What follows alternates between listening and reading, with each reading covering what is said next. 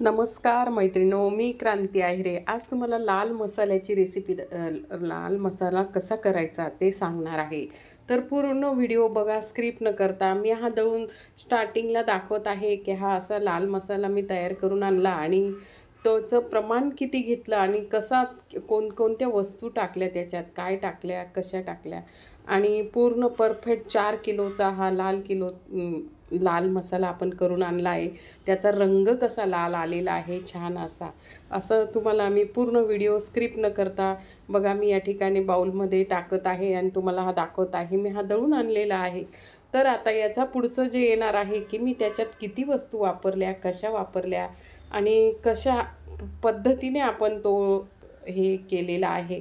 तर पूर्ण स्क्रिप्ट न करता पूर्ण व्हिडिओ बघा, खूप सुंदर येणार आहे.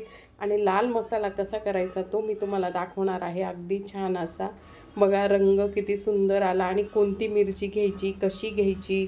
तर अशा पद्धतीने मी तुम्हाला याच्यात सांगणार आहे. तर बघा किती सुंदर रंग आलेला आहे मैत्रिणींनो आपला हा लाल मसाल्याचा. तर आता आपण इथे साहित्य घेतलेलं आहे. बघा इथे ताटामध्ये साहित्य घेतलेलं आहे. तर किती किती साहित्य घेतलेलं आहे, त्याच्यात मी काय काय टाकलेलं आहे ते तुम्हाला सांगणार आहे. त्याच्यासाठी हे बघा, सगळ्यात आधी मी तुम्हाला मिरची दाखवणार आहे. मिरची, तर ही जी मिरची आहे ही ही अर्धा किलो मिरची घेतलेली आहे. ही बारीक लवंगी अर्धा किलो मिरची घेतलेली आहे. ही बारीक मिरची आहे, अर्धा किलो लवंगी. आणि ही मिरची जी असते ती ही तिखट असते, तर तिखटपणा यावा म्हणून. तर ही ती दुसरी मिरची आहे ती 1 किलो घेतलेली आहे. ही दुसरी जी मिरची आहे ती 1 किलो घेतलेली आहे. ही 1 किलो मिरची घेतलेली आहे आणि ही थोडी कमी तिखट असते. तर आपण ती जी लवंगी आधी दाखवली ती अर्धा किलो घेतली, ही 1 किलो घेतली. आणि ही जी काश्मीरी मिरची आहे ती रंग येण्यासाठी टाकली आणि तरंग येण्यासाठी टाकायची असते. ती मिरची घेतलेली आहे आपण आणि ती काश्मीरी मिरची घेतलेली. म्हणजे लवंगी अर्धा, काश्मीरी अर्धा आणि ही जी जाड मिरची आहे ती 1 किलो अशा 2 किलो मिरच्या घेतलेल्या आहे, अर्धा-अर्धा. आणि ही इकडची लवंगी, अशा 3 मिरच्यांचे आपण एकत्र लाल मसाला करणार आहोत. तर ह्या मी 3 मिरच्यांचं हे घेतलेलं आहे. एक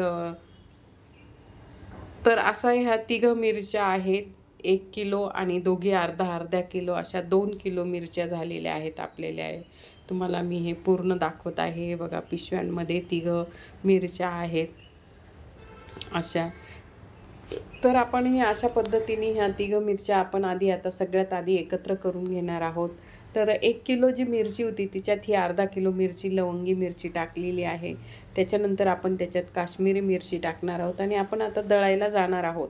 तर हे बघा, ह्या ठिकाणी ही लवंगी मिरची टाकलेली आहे आणि मी निसलेल्याच मिरच्या आणलेल्या होत्या, देठ खुडलेल्या मिरच्या आणलेल्या होत्या. तर देठ खुरलेल्या मिरच्या 20 रुपयाने जास्त असतात. त्याची किंमत ते खुडण्याची किंमत लावत असतात. आणि ही बघा, ही काश्मीरी मिरची आपण सगळे आता ह्या 2 किलो मिरच्या झालेल्या आहेत आपल्या पूर्ण. त्याच्यानंतर आता आपण मी त्याच्यात लाल मसाल्यात काय काय साहित्य टाकणार आहे ते बघा. इथे बडीशोप आहे, जिरं आहे. बडीशोप, जिरं, हिंग, हळद आणि ओवा. तर हे सगळं आतपाव घेतलेलं साहित्य आहे. हे पूर्ण जे साहित्य आहे हे आतपाव घेतलेलं आहे. बडीशोप, ओवा, हिंग, हळद आणि धने पावडर. धने जे आहेत तर ते अर्धा किलो धने घेतलेले आहेत आपण. इथे ते अर्धा किलो धने घेतलेले आहेत. त्याच्यानंतर मी त्याच्यात खोबरं टाकणार आहे. खोबरंसुद्धा अर्धा किलो घेतले आणि खसखसची एक छोटी पुडी घेतलेली आहे. तुम्हाला वाटलं तर तुम्ही अजून जास्त खसखस पण टाकू शकतात. तर अशा पद्धतीने आपण हे सगळं साहित्य घेतलेलं आहे आणि हे पूर्ण साहित्य लाल मसाल्यासाठी घेतलेलं आहे. बघा, हे पूर्ण साहित्य आपण इथे लाल मसाल्यासाठी घेतलेलं आहे. तर अशा पद्धतीने आपण हे सगळं साहित्य लाल मसाल्यासाठी घेतलेलं आहे आणि हे सगळं आपण आता एकत्र करणार आहोत. धने आणि खोबरं आणि खसखस हे वेगळं ठेवणार आहोत आणि ते वेगळंच दळतात, त्याच्यामुळे ते वेगळं ठेवणार आहोत. आणि आपण जो बाकीचा मसाला घेतलेला आहे तो आता आपण एका पिशवीत भरून घेणार आहोत. तर आता बघा या ठिकाणी आपण बडीशोप, ओवा, जिरं, हिंग आणि हळद हे सगळं आपण एका पिशवीत भरून घेतलेलं आहे आणि त्याच पिशवीत आपण आता धनेसुद्धा ठेवून घेणार आहोत. हे सगळे एकत्र केलेलं आहेत आणि इथे धनेसुद्धा आपण तिथे अर्धा किलो जे धने आहेत ते त्याच्यात टाकून घेतलेले आहेत. तर आणि आपण हे खोबरं आणि खसखस तर मग आपण आता इथे दळायला घेऊन चाललेलो आहोत आणि आता आपण हे दळून आणणार आहोत. तर आपण हा मसाला गिरणीतून आता दळून आणलेला आहे. छान असा कलर आलेला आहे, बघा किती सुंदर कलर आला आहे. आणि मी एका वाटीत तुम्हाला दाखवत आहे की किती छान झाला हा लाल मसाला. तर आपण हे जे बाकीचं साहित्य टाकलेलं होतं ते धरून हा मसाला 4 किलो मसाला झालेला आहे.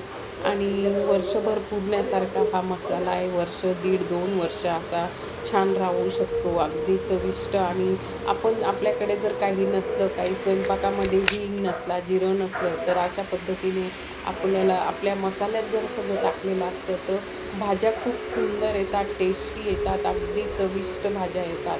आणि बघा किती सुंदर कलर आलेला आहे आपल्या मसाल्याला, अगदी छान चविष्टच, खूपच अप्रतिम झालेला आहे. तुम्हाला माझा व्हिडिओ कसा वाटला, आवडला, जरूर कमेंट